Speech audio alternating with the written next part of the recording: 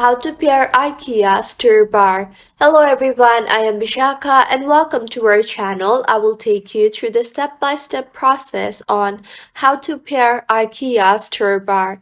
So let's get right into the tutorial. Firstly, go ahead and make sure that your light source is installed and the main power switch is turned on. Next, hold the remote control close to the light source you want to add. Make sure the remote control is not more than 5 cm away. And the third step is press and hold the pairing button for at least 10 seconds.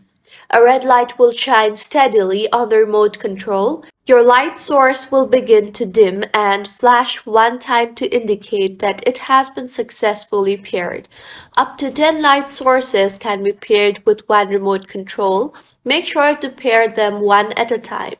If the light sources are close to each other, disconnect those that have already been paired from the main power switch. So, this is how you can pair IKEA Styrbar. If you find this tutorial helpful, please make sure to like the video and do subscribe to our channel for more contents like this. Thank you for staying with us until the end.